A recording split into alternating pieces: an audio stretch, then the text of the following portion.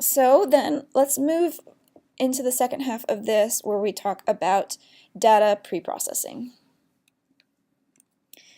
When you look at your file that comes out of the machine, in its raw form, this time course is kind of what it looks like. This is the visualization in a system called fNIRS Lab, but your time courses will look like the top right window. Again, your raw data is measured in light intensity, like we mentioned yesterday, and specifically the units for that is voltage.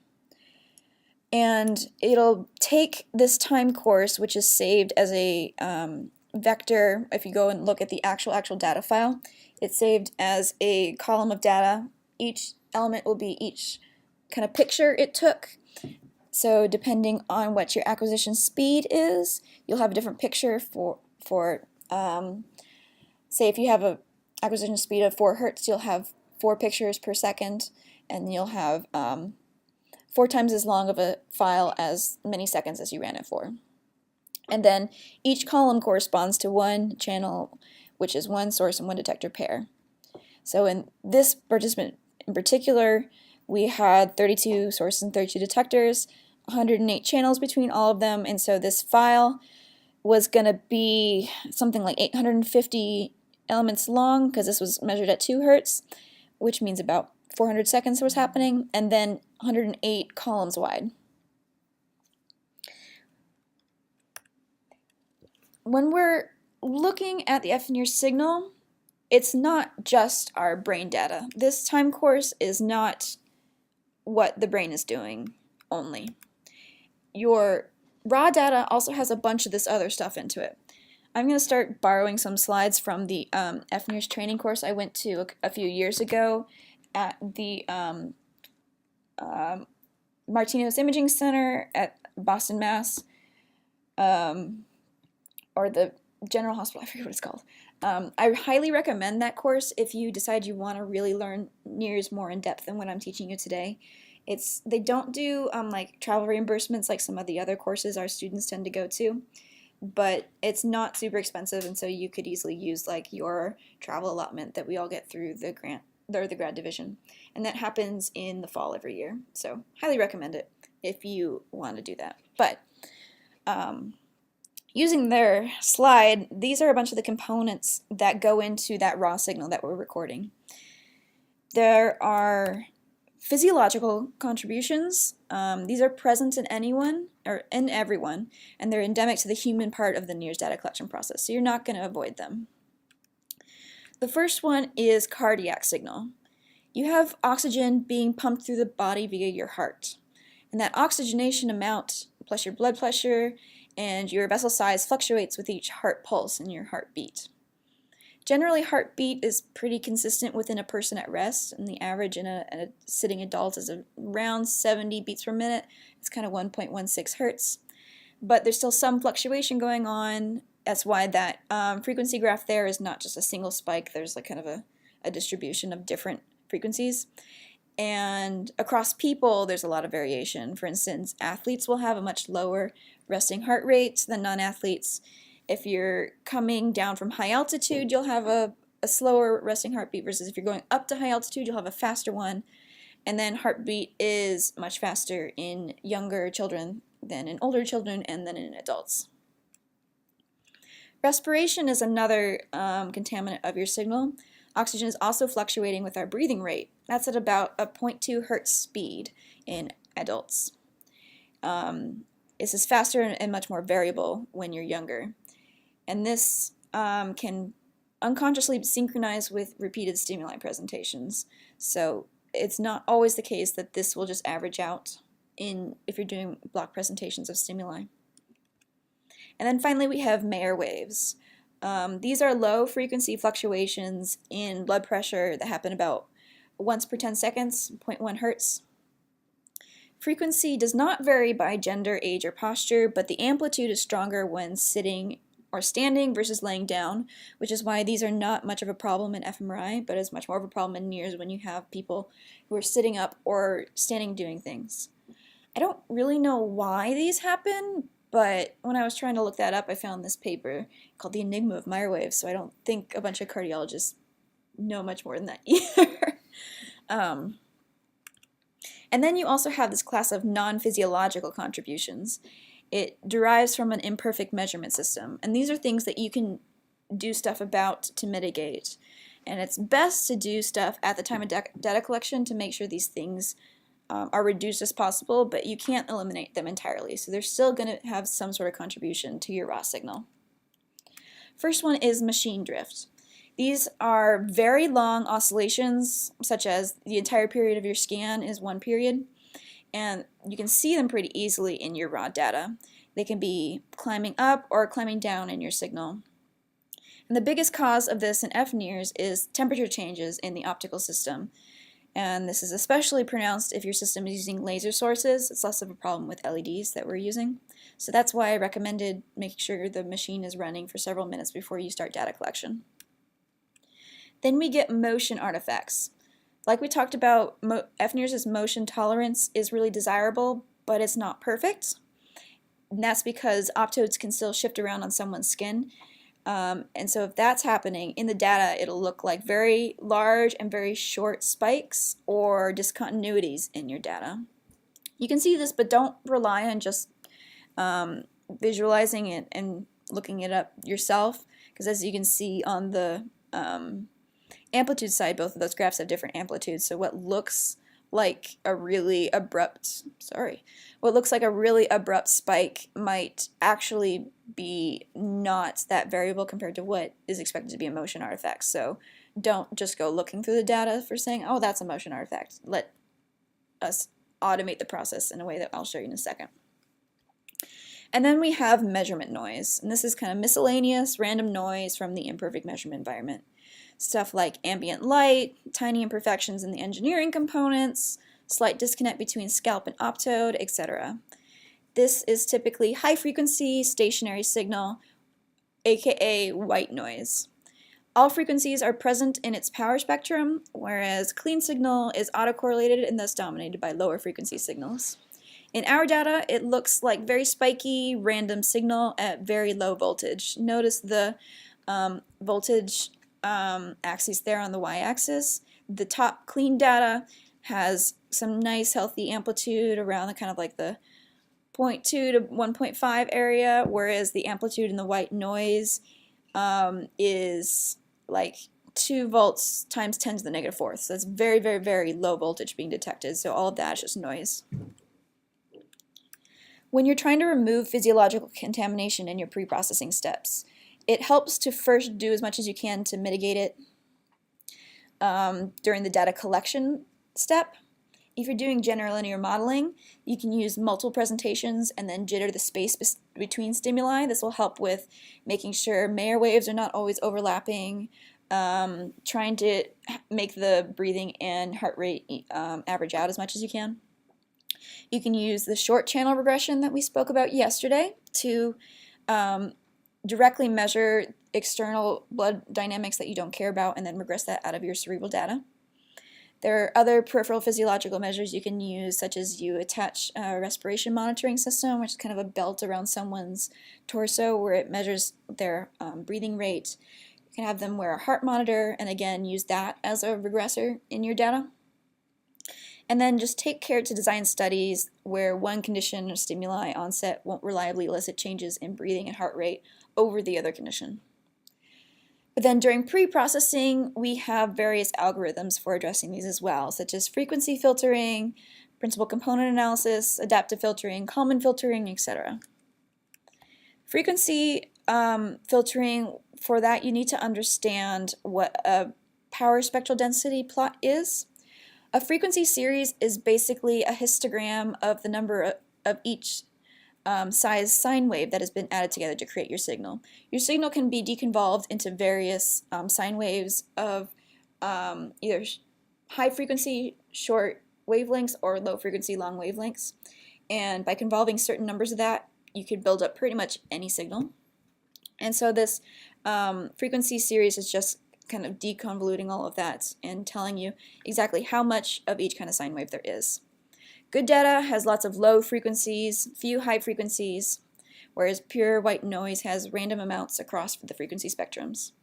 You can sometimes see the heartbeat and respiration here. That's that tiny little spike there between 1 and 1.5 hertz in this participant.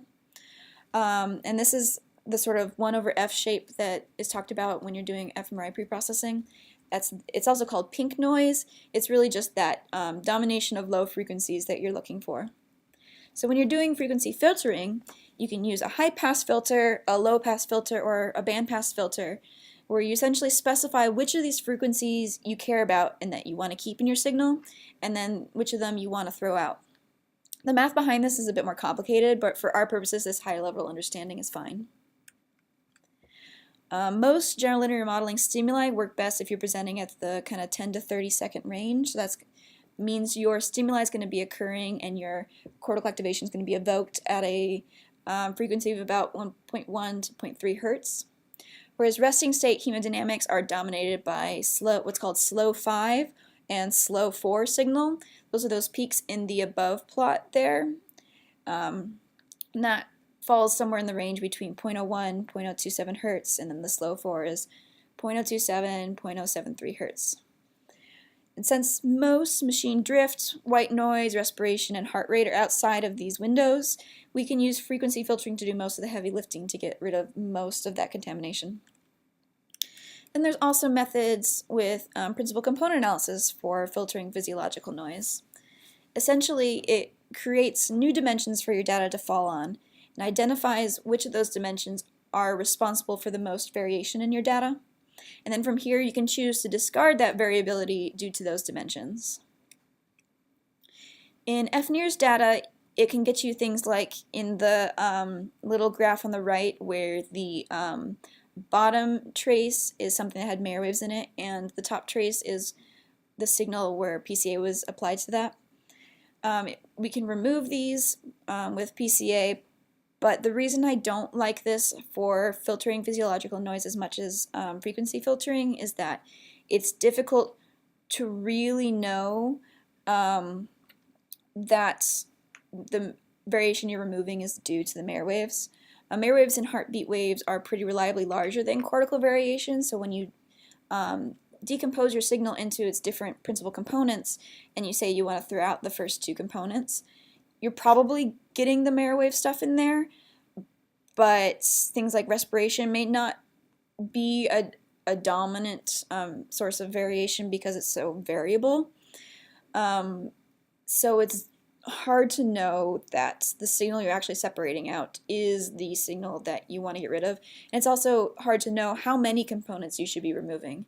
That's the question of if Mayer waves, say, are responsible for more variation than your cortical signal, how much more variation is it responsible for? Are you trying to remove just the first component, second component, more? So there's a lot of decisions you have to make with PCA that the answer is not quite obvious. And so I get nervous using that for physiological noise, and I kind of tend to rely on bandpass filtering. There are also other algorithms for physiological noise filtering. These are less common, and so they're not as talked about, and I know less about these. They're also more complicated. So here are just some papers that you can refer back to if you're really curious about how Kalman filtering works or something like that. Now, removing non-physio contamination. Again, doing this at the step of data collection is going to be the most helpful. For reducing machine drift, using LED lights, turning the machine on at least 15 minutes before collecting data.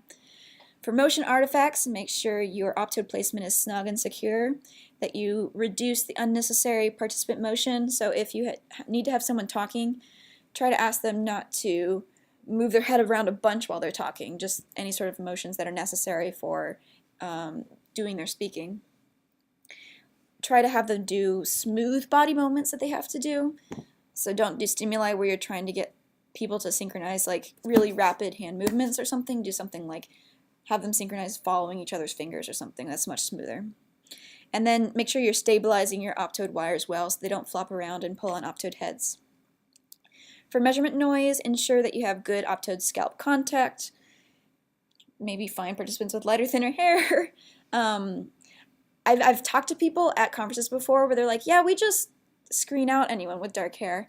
But that's not really something that we can do here, and as we know from the fact that like 95% of research is done in a weird sample, Caucasian, educated, university undergraduates, we might care about other populations that tend to have thicker and darker hair more often than a bunch of white people, then that's really not something that you should be screening on.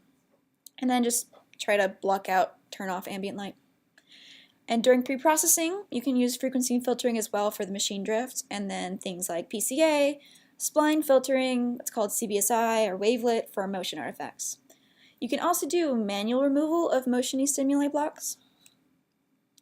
When using PCA filter for motion artifacts, this is where I like PCA, because you know that these motion artifacts are so huge, they are definitely a dominant component in your data.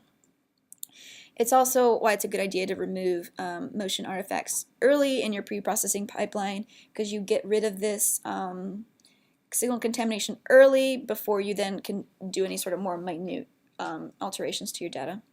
It's even better if you identify windows of motion first and then apply PCA to only those windows instead of across the entire timeline. And the standard motion detection in our preprocessing pipeline is something, I think that's at least 5 standard deviations of the kind of signal variability across your entire run in a span that's shorter than a second. And so then you apply PCA to some window around that. I think we do like a 2-second window around where that's detected, or maybe a bit larger, and then just apply the PCA filter to that to remove out the motion spike or discontinuity. Kind of runner-up method that I've used before but is not super great is called correlation-based signal improvement. This is built on the knowledge that oxygenated and deoxygenated hemoglobin are strongly anti-correlated. That's what you would expect. There's hemoglobin flowing through. If you're pulling the oxygen off of it, then there's suddenly deoxygenated hemoglobin. But they have a correlated motion artifact spike discontinuity. So when you are noticing your data, HBO and HBR might be doing this, but then when motion happens, they both go like this. So they become really highly correlated in that instance. Yeah, Razia. Yeah, sorry, this is backtracking a little. I was Yeah. thinking more about the PCA part of the processing. So is it better, do you think it's better to use like your trigger files to go ahead and like cut up the relevant pieces of your data before running things through pre-processing for this type of reason? That's a question I don't have a definite answer to. I think I would have to do a lot more reading and thinking into it, whether your whole stimuli should be cut up. I want to err on the side of use meaningful blocks of data, like this is the single conversation I had people go through, or this was one run of my GLM's presentation, because especially for other analysis methods like neural synchrony, having that room for the brain to vary a lot is important, so I wouldn't want to cut up my data really close. But that being said, if you do have a really long data trace, then yeah, use this windowed PCA stuff, because then your data might start having principal components of like, maybe there's a very small amount of drift still in your data, and if your data is really long, that's going to become a more pronounced principal component. And so if you're removing only that, then the motion might be left behind. So yeah, use that windowed PCA. Yeah, so that explanation of CBSI is how they can remove motion artifacts. So because of that momentary correlation in the oxygenated and deoxygenated hemoglobin, you can recreate the true signal by forcing a negative correlation there. But the reason I don't like this as much as PCA is because this assumes what that negative correlation should be, and the two are never perfectly correlated. It's more like 0.8 or 0.85, something like that.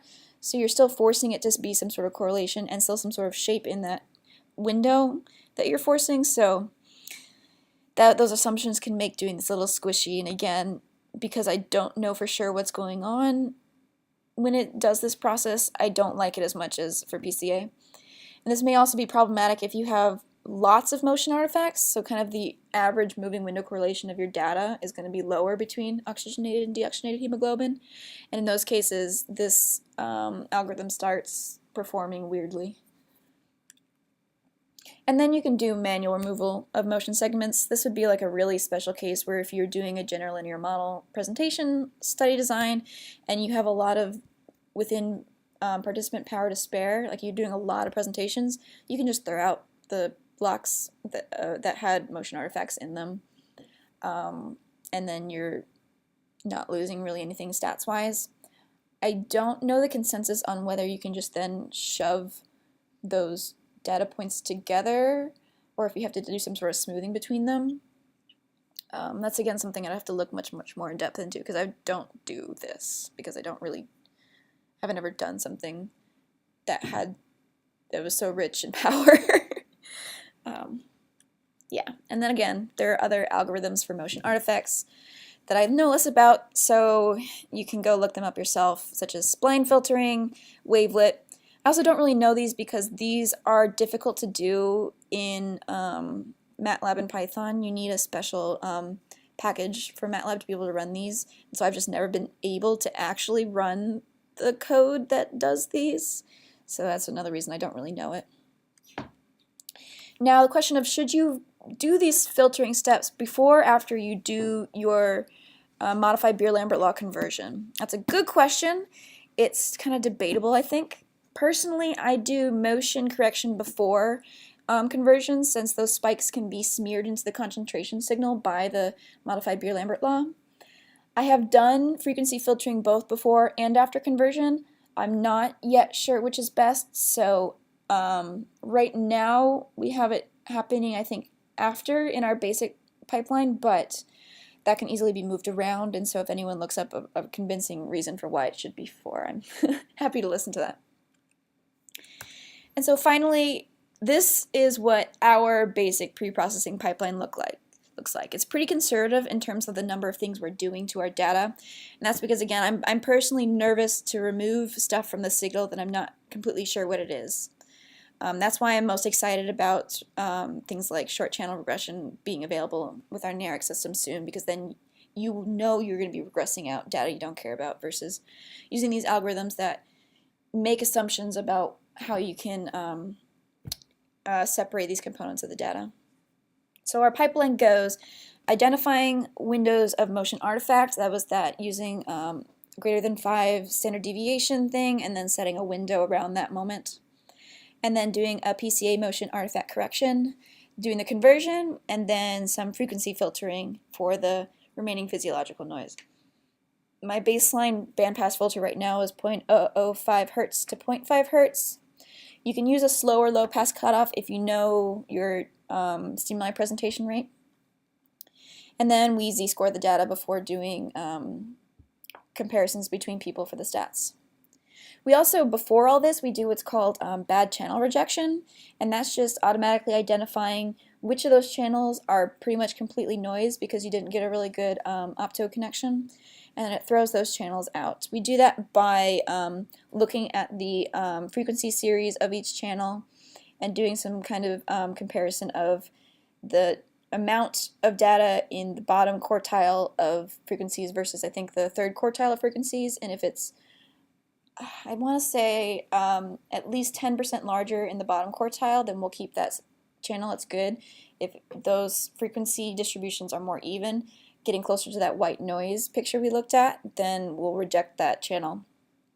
And for the purposes of analyzing your data, you can reject channels just fine, because when you're analyzing channels, you do it channel by channel, and so because you're analyzing these independently, having missing data in one channel is not going to affect your analysis from another channel. But if you have missing data like in the same channel across a lot of people, that means you're doing stats on a very small sample of collections. So just still do your best to kind of collect as good a data as you can and fix channels as much as you can. Now, where to access this pre-processing code? You don't have to do all this yourself, luckily.